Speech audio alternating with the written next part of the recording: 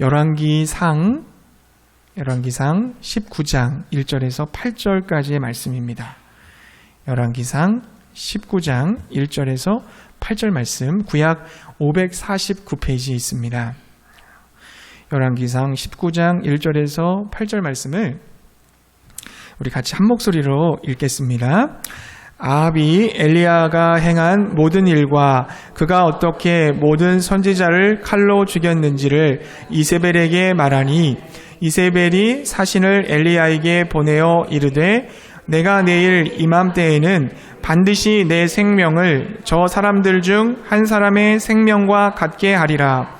그렇게 하지 아니하면 신들이 내게 벌 위에 벌을 내림이 마땅하니라 한지라.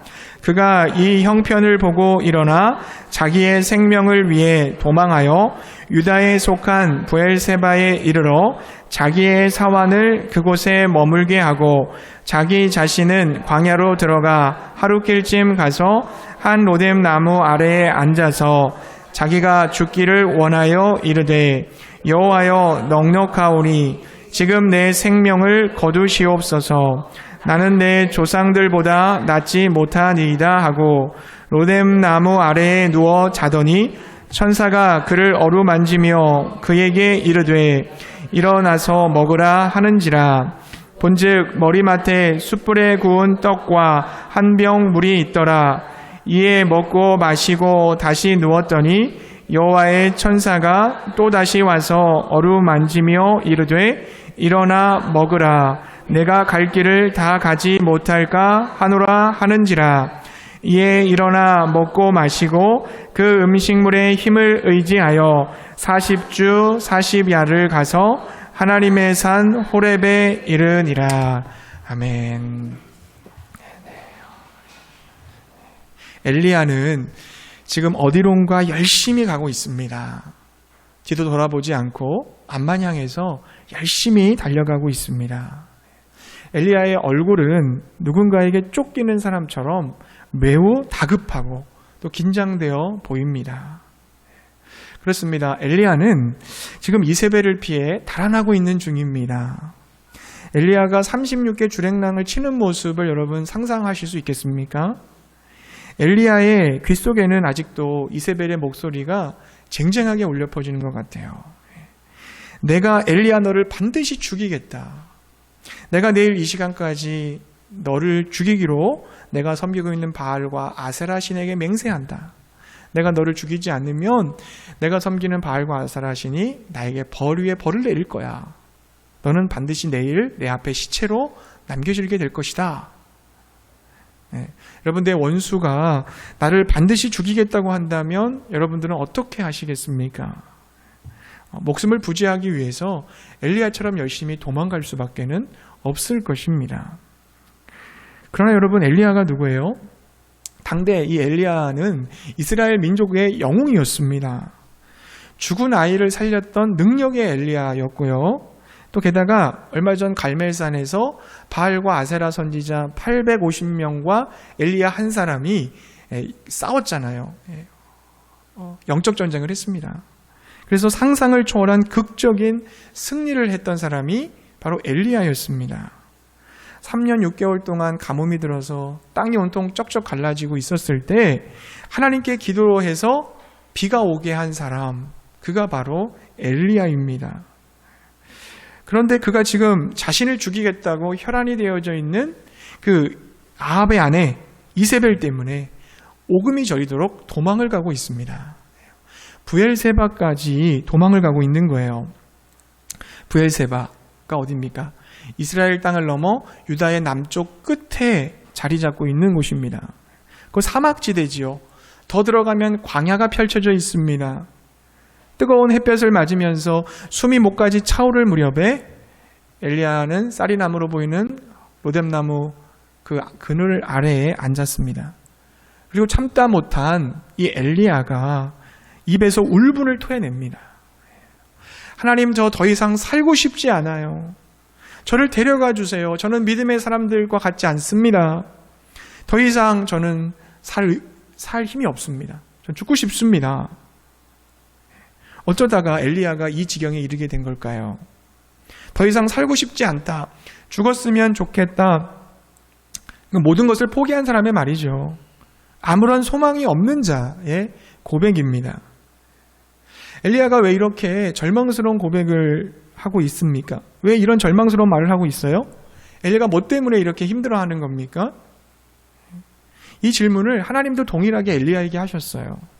두 번이나 똑같은 질문을 하나님이 엘리야에게 물어보시거든요. 자, 9절 말씀에 가보시면요. 9절 보니까 엘리야야 어찌하여 네가 여기 있느냐?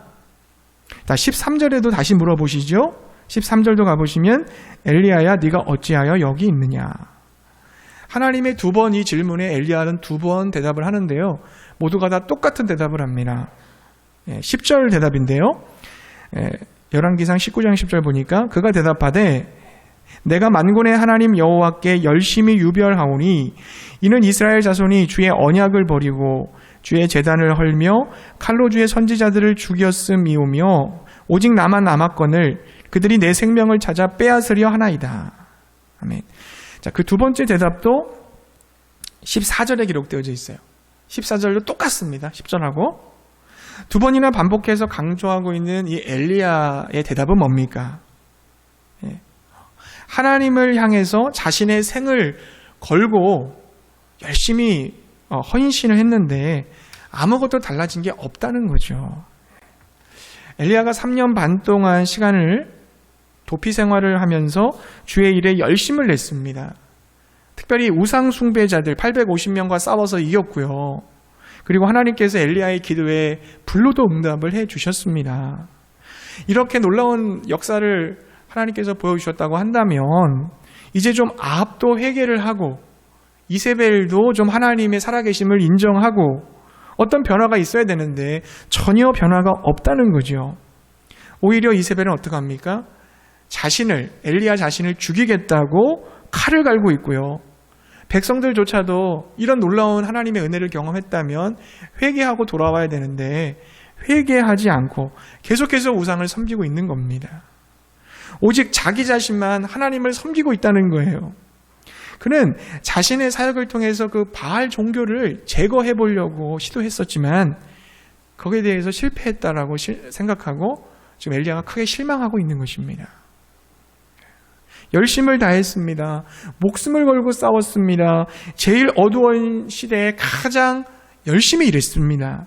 근데 어떤 것도 달라지지 않았습니다. 더 이상 소망이 없었던 거예요. 그래서 엘리야는 지금 낙심하고 있는 것입니다. 죽고 싶을 정도로 절망했습니다. 눈을 감고 누웠죠. 내가 다시는 눈을 뜨지 않으리라 이런 마음으로 지나가는 사람도 없고 양식도 물도 없는 그곳에서 그냥 모든 걸 다 놓아버리고 자포자기해버린 겁니다. 사랑하는 여러분, 엘리야와 같은 이런 증세를 뭐라고 합니까? 우울증이라고 얘기하죠. 우울증. 현대의학에서 우울증에 걸리면 이런 증상을 나타낸다고 그러죠. 우울증에 걸리면 체중이 급격하게 줄거나 급격하게 늘거나 둘 중에 하나가 되고요.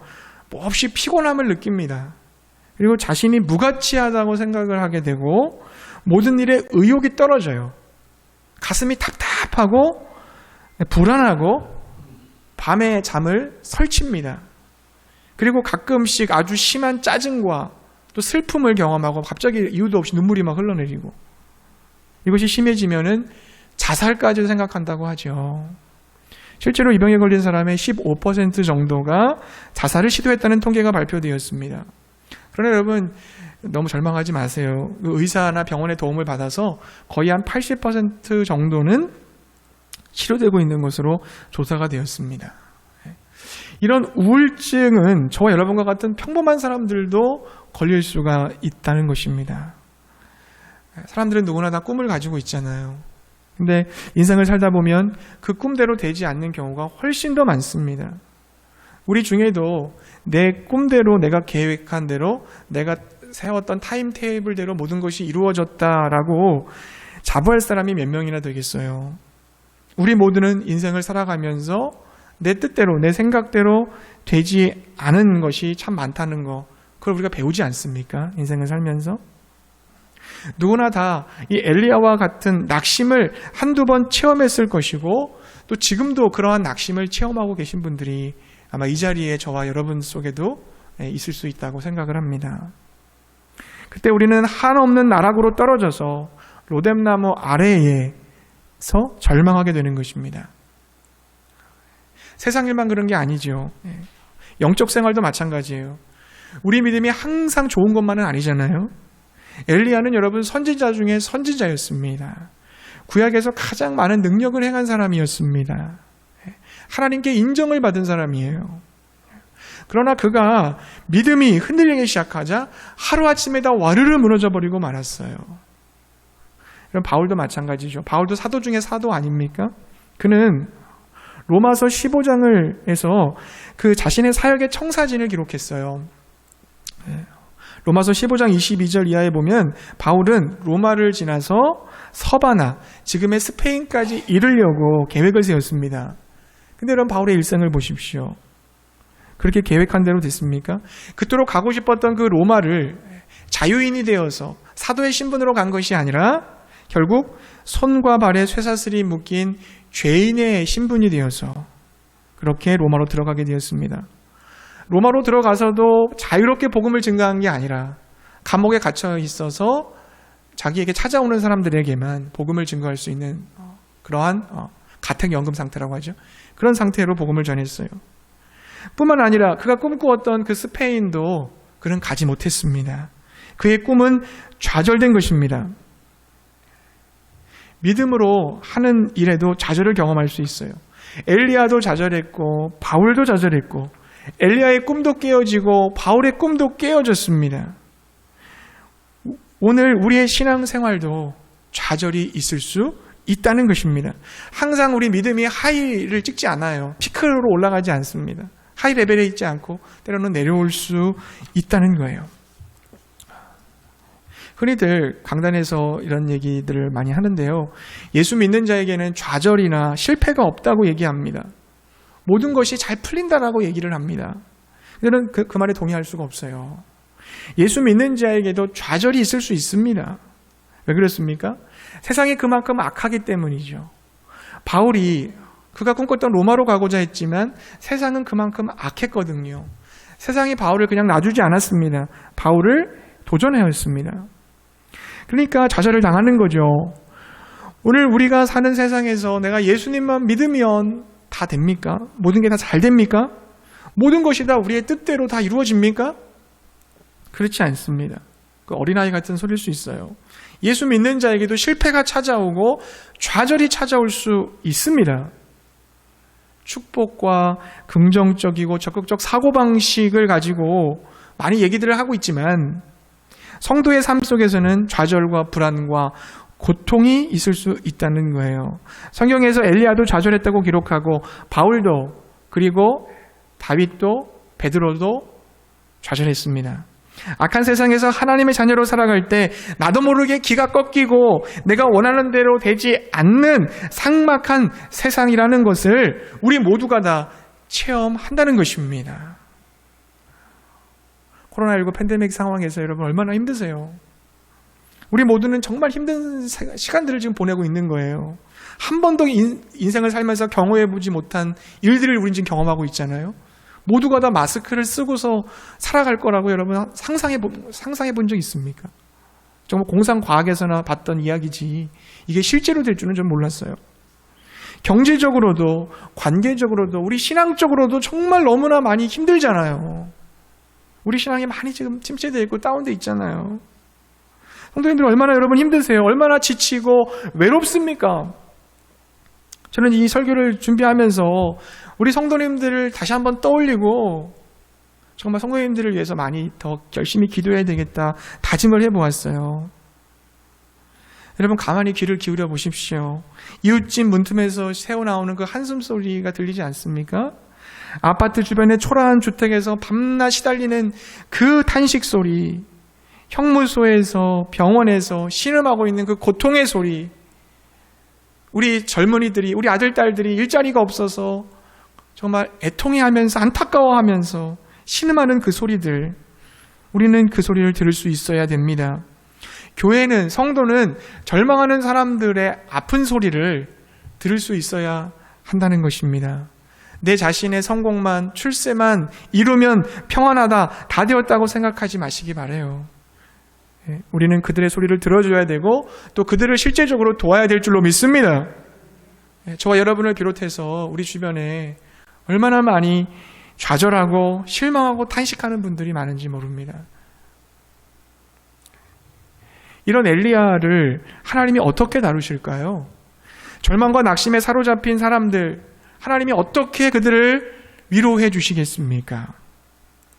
세 가지로 좀 정리를 해볼게요. 첫 번째는 뭐냐면, 첫째는 하나님께서 그를 어루만져 주신다는 것입니다. 하나님께서 그를 어루만져 주세요. 우리 5절의 말씀을 같이 한번 읽어보겠습니다. 열왕기상 19장 5절의 말씀 함께 읽겠습니다. 로뎀나무 아래에 누워 자더니 천사가 그를 어루만지며 그에게 이르되 일어나서 먹으라 하는지라. 아멘. 피곤해 지친 엘리야가 잠이 들죠. 잠결에 엘리야는 자신을 어루만지는 그 따뜻한 손길에 잠을 깹니다. 누구예요? 하나님의 천사였어요. 낙심과 외로움에 빠진 엘리야에게 찾아오신 분이 누구였어요? 하나님이셨습니다. 하나님은 낭망하고 절망하고 외로워하는 사람을 찾아오시는 분이에요. 찾아오시는 분이에요. 애굽에서 이스라엘 백성들이 그토록 400년 동안 고통당하고 있을 때 하나님께서 모른 척하신 게 아니라 그들을 찾아오셨잖아요. 모세를 통해서 찾아가셨잖아요. 힘들고 낙심한 사람들을 하나님은 찾아가시는 줄로 믿습니다. 세상에 그 다른 누구도 아닌 하나님께서 엘리야를 방문해 주셨어요. 삶의 회의를 느끼며 죽기를 청한 그 엘리야를 하나님 가만두시지 않으셨습니다. 엘리야에게 다가와서 그 엘리야를 어떻게 해요? 어루만져 주신 거죠. 어루만져 주셨어요. 하나님이 엘리야를 어루만질 때 그 느낌이 어떤 느낌이었을까요? 그런 거 아니었을까 모르겠어요. 입시 준비를 하는 자녀가 열심히 밤새도록 공부하다가 피곤해서 책상에서 쓰러져 자고 있을 때 부모가 다가와서 그 모습을 보고 머리를 쓰다듬어 주면서 침을 좀 닦아주면서 번쩍 안아서 침대에 옮겨놓는 그런 마음 아니었을까.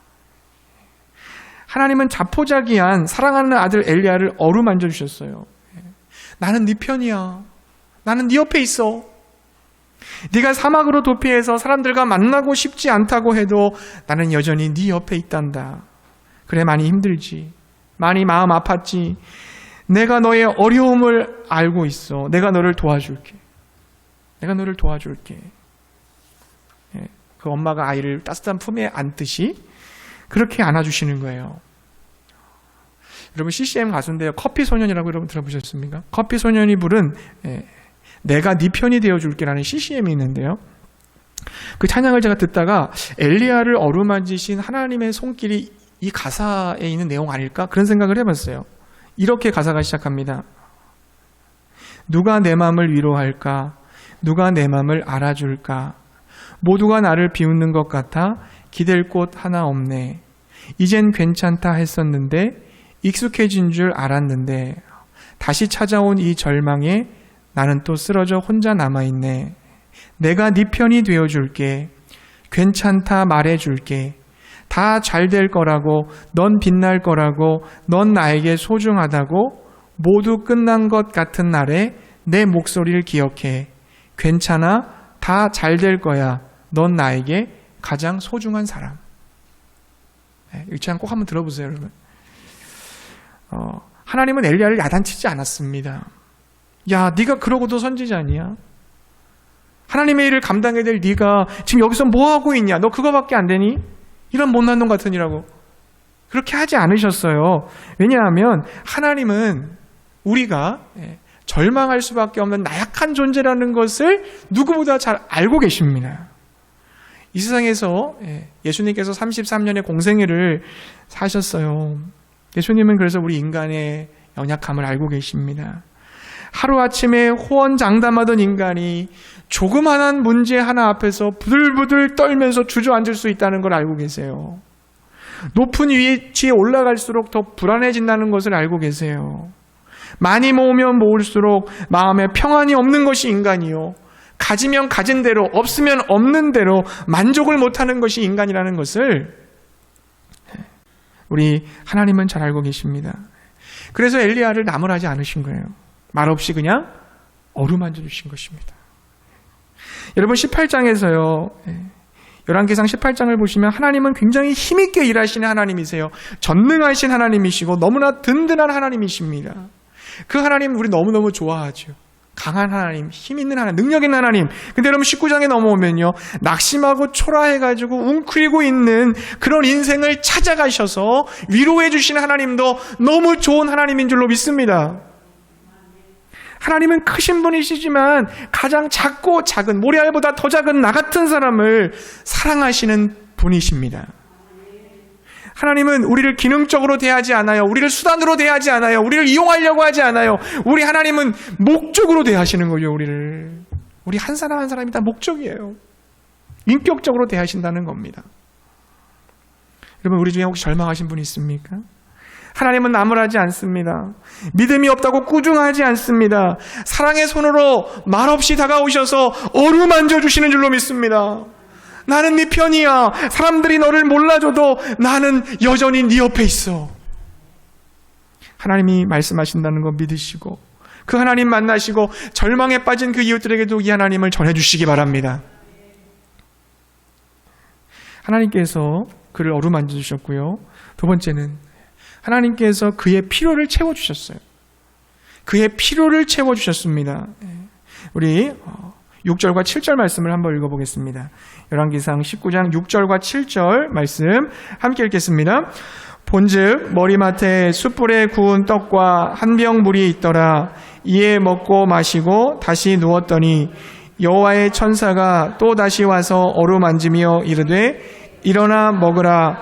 내가 갈 길을 다 가지 못할까 하노라 하는지라. 아멘. 네. 하나님은 떡과 물을 준비하셨죠. 그리고 엘리야의 원기를 돋워주셨어요.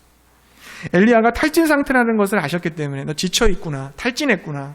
그러니까 필요한 게 뭐겠어요? 쉼이잖아요. 먹을 걸 주시는 거예요. 그에게 영양가 있는 것을 먹이세요. 그리고 자기 하시죠. 자라. 그리고 다시 일어나면 또 먹을 걸 주시고 또 자기 하시고 지치고 피곤한 그의 육신과 몸과 마음을 다시 한번 재생시키기 위해서 하나님께서는 그의 필요를 지금 채워주고 계시는 것입니다. 하나님은 우리의 필요가 뭔지 아세요. 너무나도 잘 알고 계십니다. 그리고 우리의 필요를 채워주시는 것이죠.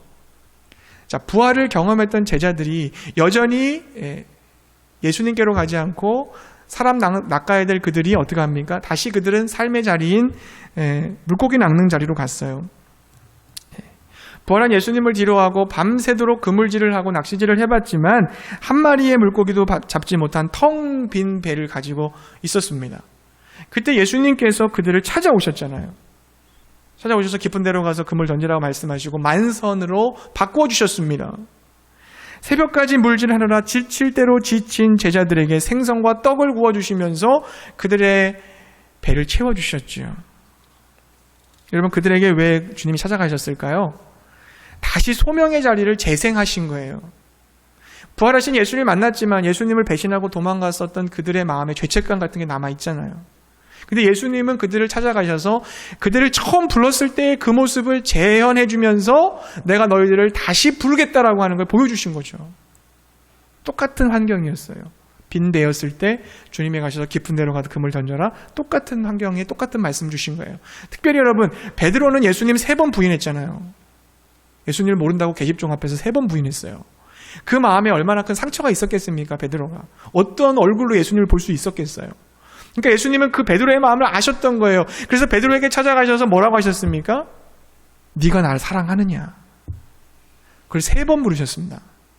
왜 3번이에요? 네가 나를 3번 부인했으니까 내가 너한테 3번을 물을 테니 거기에 동일하게 응답을 해라. 그렇게 베드로의 상황을 알고 계신 거죠. 그래서 그를 회복시켜 주신 겁니다. 사랑하는 성도님들, 낭망하고 좌절한 우리에게 지금 무엇이 필요한지 우리 주님은 알고 계시는 줄 믿습니다. 그리고 여러분에게 찾아오실 거예요. 찾아오셔서 여러분의 필요를 채워주실 줄 믿습니다. 그 주님을 만나시기 바랍니다. 그 주님을 만나세요. 하나님이 엘리야를 어떻게 다루셨어요? 어루만져 주셨고 그의 필요를 채워주셨고 그리고 3번째 하나님께서 그에게 다시 사명을 주십니다. 사명을 주셨어요. 우리 8절의 말씀을 함께 읽어보겠습니다. 자, 8절 말씀, 8절 함께 읽겠습니다. 이에 일어나 먹고 마시고 그 음식물의 힘을 의지하여 40주 40야를 가서 하나님의 산 호렙에 이르니라. 아멘. 잠을 자고 음식을 먹고 힘을 낸 그 엘리야가 40주 40야를 가서 하나님의 산 호렙에 이릅니다. 그에게 하나님이 뭘 주기를 원하셨을까요? 다시 사명을 주기를 원하셨습니다. 호렙산은 모세가 그 하나님의 부르심을 받았던 곳이에요. 80세에 아무것도 할 수 없는 노인 모세가 방황하다가 떨기나무에 타지 않는 그 불을 보게 된 거잖아요. 거기서 하나님께 부르심을 받잖아요. 바로 엘리야도 그러한 부르심의 현장으로 지금 초대를 하고 있는 겁니다. 하나님은 엘리야가 주저앉은 그 자리에서 포기하고 있기를 원치 않으셨습니다. 절대로 포기하면 안 된다. 일어나서 힘을 내라. 광야를 지나 호렙에 들어가 내가 내게 명령하는 것을 받고 다시 이스라엘로 돌아가라. 그곳에서 네가 감당해야 될 일을 해라. 라고 하신 거예요. 하나님은 절대로 포기하지 말라고 말씀하십니다. 다시 사명을 붙들라고 말씀하시는 줄로 믿습니다. 때때로 저 같은 경우도 영적으로 이렇게 다운될 때가 있어요. 뭐 진짜 아무것도 하기 싫을 때가 있습니다. 하기 싫을 때가 있어요. 그럴 때 저도 제가 잘하는 것은 찬양을 듣는 거거든요. 찬양을 듣고 또 기도를 해요. 찬양을 하고 기도를 하고 말씀을 봐요. 인터넷으로 유튜브로 말씀을 막 듣습니다. 그러면서 하나님의 도우심을 구해요. 그럼 하나님이 저에게 은혜를 주세요. 은혜를 주시고 내가 가야 될 방향을 다시 말씀해 주십니다. 내가 가야 될 방향을 다시 말씀해 주세요. 나의 사명을 일깨워 주시는 거죠. 제 사명은 뭡니까? 말씀대로 살고 말씀대로 전하는 게 제 사명이거든요. 성경적 지도자가 되는 게 저의 사명이었어요. 메시지와 메신저가 분리되지 않는 목사가 되는 것입니다. 제가 먼저 말씀대로 살고 말씀대로 여러분에게 전파해야 된다라고 하는 것을 하기 위해서 몸부림을 치고 있어요. 정말 우리 주님처럼 선한 목자이신 예수님처럼 여러분에게 제가 선한 목자가 되어드려야 되겠다. 목자는 아니지만 목동이 되어드려야 되겠다. 그런 마음을 다시 한번 갖습니다. 사꾼이 아니라 사꾼은 받은 만큼만 일하잖아요. 하지만 목자는 그 이상으로 일한다고 하잖아요. 양들을 위해 생명을 버린다고 하지 않습니까? 여러분 성도님들 한 분 한 분을 정말 목적으로 대하고 사랑해드리고 여러분을 아껴드리고 도와드려야 된다. 그것이 바로 저의 사명이다라고 하는 것을 다시 한번 일깨워 주셨습니다. 이곳에 계신 성도님들 한 분 한 분을 향해서 하나님이 기대가 있어요. 여러분 한 분 한 분을 되게 소중하게 여러분을 생각하시고 하나님께서 여러분에게 맡기신 사명이 있습니다. 그 사명을 여러분 감당하시기 바라요. 나 같은 그냥 일개의 성도가 무슨 사명이 있겠어. 그렇지 않아요, 여러분. 여러분 자신을 위해 주님은 십자가에서 피를 흘려 죽으셨습니다. 여러분 다 존귀하고 보배롭고 가치 있는 분들인 줄로 믿습니다. 네, 정말 하늘의 별과 같이 땅의 모래와 같이 큰 은혜와 축복을 받을 분들이 바로 여러분들이세요. 네. 여러분 그 사명을 잘 모르시는 분들은 하나님께 물어보세요. 네. 하나님 제가 이 세상을 살면서 뭐 하다가 주님 다시 만났으면 좋겠어요. 하나님 제가 이 세상에서 뭐 하다가 왔으면 좋겠습니까? 하나님 저에게 맡기신 그 심부름이 뭡니까? 이제 뭐 하다가 하나님께 왔으면 하나님 기뻐하시겠어요? 그걸 꼭 물어보세요. 하나님께 응답을 들으시고 그 사명을 감당하기 위해 열심히 달려갈 수 있는 저 여러분 되실 수 있기 바랍니다. 사랑하는 성도님들, 우리를 이렇게 어루만지고 피로를 채우시며 포기하지 않고 끝까지 사명을 감당하게 하시는 하나님께 우리는 그럼 어떤 태도를 취해야 되겠습니까? 우리는 그분께 어떻게 나가야 되겠습니까? 한 가지만 필요한 것 같아요. 우리는 하나님을 바라봐야 될 줄 믿습니다. 하나님을 바라봐야 되는 거죠. 로뎀나무 아래에서 믿음으로 하나님을 바라봐야 돼요. 환경을 바라보지 마세요. 사람을 바라보지 마세요. 하나님을 보시기 바랍니다. 물론 우리가 사람을 안 바라볼 수는 없습니다. 왜냐하면 그 사람을 통해서 예수 그리스도의 형상과 거룩한 영향력을 받기 때문에 사람을 안 바라볼 수는 없지만 부정적인 영향을 끼치는 것에 대해서는 조금 조심할 필요가 있겠죠. 하나님을 바라보세요. 문제가 아니라 믿음으로 하나님을 바라보시기 바랍니다. 베드로가 예수님을 바라볼 때는 무리를 걸어갈 수가 있었어요. 그러나 주님을 바라보고 걸어갈 때는 잘 걸어갔지만 일렁이고 있는 그 파도 물결을 봤을 때는 두려워하다가 물에 빠지고 말았습니다. 어려울 때 믿음으로 하나님을 바라보아야 합니다. 근데 그게 여러분 참 쉬울 것 같지만 절대 쉽지가 않습니다. 이스라엘 백성들이 광야에서 죄를 범해서 불뱀에 물려 죽는 일들이 일어났잖아요. 그때 하나님이 모세를 통해서 장대에다가 놋뱀을 만들어서 달아라. 그 놋뱀을 보는 사람들은 살리라. 그랬어요. 놋뱀을 본 사람들은 살았지만 보아도 아무 소용없어. 뭘 봐. 그런 사람들은 어떡합니까? 뱀에 물려서 상처로 뒹굴다가 다 죽고 말았습니다. 어려울 때, 정말로 힘들 때 믿음으로 하나님을 보는 것, 쉬운 것까지만 결코 쉽지 않아요, 여러분. 하나님이 무슨 소용이야. 나 다 아는 거야, 저거. 내가 해봤어, 다 옛날에. 근데 안 돼. 하나님이 계시는데 나한테 어떻게 이럴 수 있어? 이런 마음으로 하나님을 안 바라볼 수 있다는 거예요. 그러나 여러분, 믿음으로 하나님을 바라보시기 바랍니다. 믿음이라는 것은 내가 못한다는 걸 인정하는 거죠. 내가 모른다는 걸 인정할 때 배울 수가 있는 겁니다. 내가 다 알아. 그런 사람은 절대 못 배워요. 다 아는데 뭘 배우겠어요? 나는 몰라요, 아직. 난 하나님을 잘 몰라요.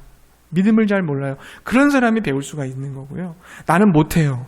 나는 안 돼요. 난 불가능해요. 그걸 인정하는 사람이 하나님을 의지하는 사람이 되는 겁니다. 그럼 하나님 바라보시기 바라요. 문제를 초월해서 하나님을 볼 수 있는 눈이 있으시기를 바랍니다. 하나님을 믿음으로 하나님을 바라보기를 하나님은 원하시는 거예요. 미국의 흑인들의 인권을 위해서 투쟁하다가 결국 총탄에 쓰러진 마틴 루터 킹 목사님은 설교에서 이런 말을 하셨어요. 여러분, 우리 가운데에는 우리를 위한 자유가 실현되는 것을 보지 못하고 이 세상을 떠날 사람들도 많이 있을 것입니다. 그러나 그렇다고 해서 우리는 포기하지 말고 우리가 예정한 코스대로 항해를 계속해야 합니다. 여러분, 우리는 한정된 절망을 받아들여야 합니다. 그러나 무한한 희망을 잃어버려서는 안 됩니다. 한정된 절망. 우리 앞에 입을 벌린 절망은 한정된 거죠. 그 한정된 절망을 우리는 믿음으로 받아들이고, 그리고 우리 앞에 펼쳐진 무한한 소망. 절망은 한정돼 있지만 소망은 무한하다는 거예요. 그 무한한 소망을 포기하지 말아야 됩니다. 이 소망은 바로 하나님을 바라볼 때 생기는 줄로 믿습니다. 우리 교회를 이렇게 좀 돌아보면요, 여러분 정말 여러분 감사해요. 그 수요기도에도 나오시고 금요기도에도 나오시고 새벽기도도 나오시는 많은 분들께 참 감사드려요. 이 주중기도에 이 코로나 시국에 나오기가 쉽지 않은데, 근데 제가 지금 5년 동안 쭉 지켜보면요, 새벽, 수요, 금요기도에 거의 빠지지 않고 출석하시는 분들이 계세요. 우리 윤승선 권사님, 윤혁 집사님, 조순기 집사님, 이 세 분은 거의 거르지 않았어요. 특히 여러분 새벽기도에 이분들이 계속 나오시는데요, 저도 가끔 빠질 때가 있어요. 근데 제가 다시 정신을 차리고 열심히 나오려고 하는 이유는 이분들이 안 빠지기 때문에, 자리를 지켜주시는데 제가 빠질 수 없잖아요. 저도 열심히 나오려고 노력을 하게 되더라고요. 기도의 동역자들이 있다는 게 얼마나 감사한지 모르겠습니다. 눈이 오나 비가 오나 항상 한결같이 주님만을 바라보면서 주님께 기도하는 모습이 참 귀하고 아름답다, 저는 그렇게 생각을 했고, 하나님도 그분들을 보시면서 참 정말 보배롭고 사랑스럽다라고 얘기하셨을 거라고 생각해요. 조승기 집사님이나 또 우리 윤수선 권사님이나 아마 기도 제목들이 있었을 텐데, 제가 알기로는 그 기도 제목들이 응답된 걸로 알고 있어요. 참 너무 감사하고 너무 고맙습니다. 사랑하는 성도님들, 정말 하나님을 바라보시기 바랍니다. 하나님께 기도하고 하나님을 의지하면 하나님이 가만 계시지 않습니다. 그 믿음대로 하나님이 역사하시고 응답해 주신다는 것을 믿으시기 바랍니다. 말씀 좀 정리할게요. 시편 42편 11절에 다윗은 고백합니다. 내 영혼아, 네가 어찌하여 낙심하며 어찌하여 내 속에서 불안해하는가? 너는 하나님께 소망을 두라. 나는 그가 나타나 도우심으로 말미암아 내 하나님을 여전히 찬송하리로다. 어찌하여 낙심하며 절망하느냐? 오히려 하나님께 소망을 두라. 하나님을 바라라 그랬어요. 여러분 힘들잖아요. 어렵잖아요. 낙심될 때, 불안할 때 하나님 바라보시기 바랍니다. 주님이 여러분을 어루만져 주시는 거예요. 주님이 여러분의 필요를 채워주시는 거예요. 주님께서 광야를 뛰어갈 능력을 주시며 다시 잃어버렸던 그 사명을 여러분에게 허락해 주실 줄 믿습니다. 다시 그 주의 사명을 향해 달려갈 수 있는 그 은혜가, 그 신비스러운 영광과 그 신비스러운 영감과 축복이, 그 은혜가 저와 여러분에게 임하시기를 주님의 이름으로 축복합니다.